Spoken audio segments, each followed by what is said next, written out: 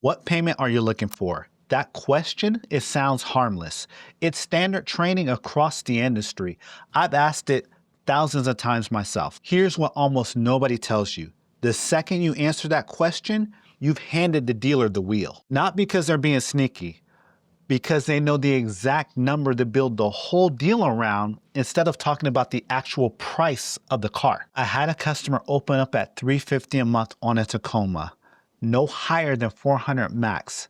He ended up leasing the vehicle at exactly 400 a month, right at his own ceiling. He also walked away with a plan that quietly cost him more than if he never said a number at all. By the end of this video, you'll know exactly what to say instead and how to keep control of the price, not just the payment. Now, in my previous videos, I've seen a lot of debates in the comments versus the price or the payment. So I wanted to address it in this video. Now, as most of you know, when you walk into a dealership, they're going to ask you what payment you're looking for. That's just a standard thing of what managers teach salespeople to ask.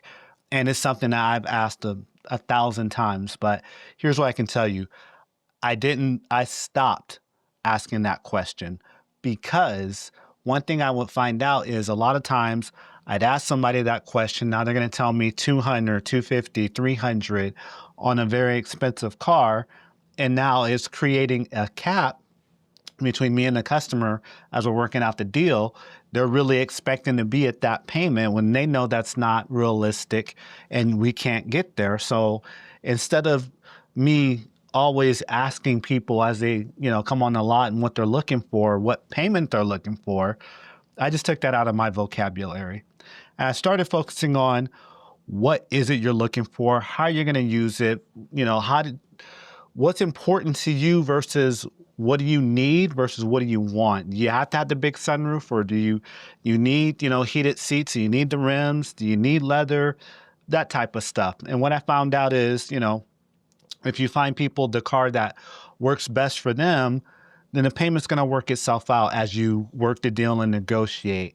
Now, again, to the Tacoma customer, he came in and that was the mistake I asked, where do you want your payments? And he said 350, that's where I want my payments. And as I showed him some vehicles, I, took him on a test drive, brought him inside. And when we get inside, I'm thinking he's just saying 350, he'll move up to where it needs to be. He's like, nope, the max is 400. So with that in mind, I'm thinking, well, how long are you going to keep the vehicle? I'm probably going to keep it forever. If we stretch the terms, I still can't get to 400 a month. So I already thought the lease was out of the question because he's going to keep it a long time. And then I start to think, well, if I put him in a lease and, have him lease it for 36 months, at least we'll get to his payment. So I explained it to him this way. Let's have you lease the vehicle. After you've made your 18th payment, I keep it no higher than 400, including tax, license, everything. After you've made that 18th payment, we can convert the lease to a purchase. So every payment you're making from that point on goes to buying the vehicle. That made sense to him because now he can get the Tacoma he wants for the payment he wants, right? But here's what nobody tells you generally. Most customers who do end up leasing a vehicle, they take it to the full 36 months. They don't walk in with cash and pay off the rest because they don't have the money, which is expected. Vehicles are expensive. And you end up leasing the vehicle for 3 years, making payments, and then at the end of the lease, you're going to buy out the lease and refinance it for either 60 or 72 months. So now you're making even more payments just to buy that vehicle that if you would have did it just a little bit different way, you'd be in a different situation. So we want to focus on the price, not the payment. The payment matters, don't get me wrong, but all the factors that get us to that payment, the price of the vehicle, the interest rate, the term, what we're going to get for our trade, how much we're going to finance, we're going to use all those factors to get to the actual payment. Remember, my customer got to the payment he wanted. He just ended up paying for it later instead of paying for it right now. So here's how we walk in with the right numbers. Before we visit the dealership, we're going to run the numbers. We're going to do our market research. We're going to find out what that car goes for on average.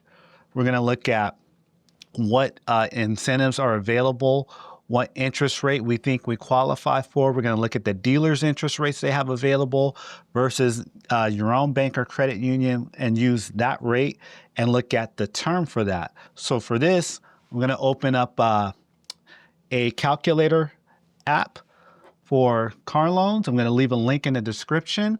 And this is our example. So let's say the vehicle is $30,000. So we plug in $30,000. Whoops. And then our sales tax is 8.75%. We're going to say they have a fee of $500. We're going to put down $5,000. We have no trade in this example. We can get 5.9% based on our research. And that is for a term of 72 months. We hit calculate. So based on this car being 30 grand, the payment will be $464.79 with $2,600 in tax. We're going to finance $28,000, total interest of about 5 grand, and so on and so forth. And then you can even use this app and hit the amortize, and you can see the interest you'll pay over the life of the loan and the schedule of the interest. And you can also slide it at the very top to affordable car price. And let's say that 464 was out of the budget and the max was, $419. And we hit calculate. So it shows us based on this interest rate, this term, are putting 5 grand down and this tax rate, to get to $419, we need to look at a car that's no more expensive than $27,400 at the most.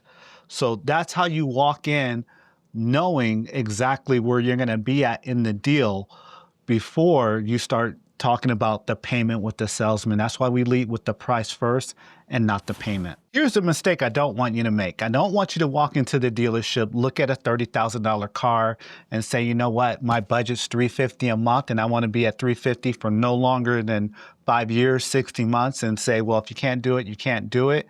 I want you to walk in prepared so that you can get the deal that you want on the car that you want. By you using the calculator app, this tells you what a fair deal actually costs. Now, if that logic just clicked for you, hit subscribe.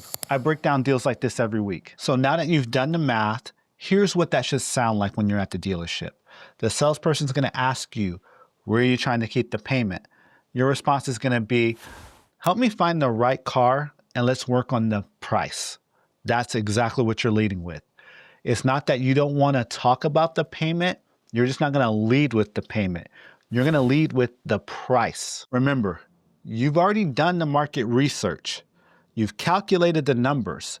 So if you skip these 2 steps, when you get to the dealership, you will be talking about the payment instead of the price. If you have your numbers together before you walk into the dealership, you can't be moved off your square. Negotiate the price first, the payment. It's just math once you get the price right.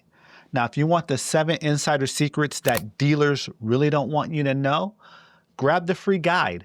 I left a link in the description. And if you want to see how all this started, the video where all these comments came from, I break down exactly how the dealers find the $3,500 in the first place.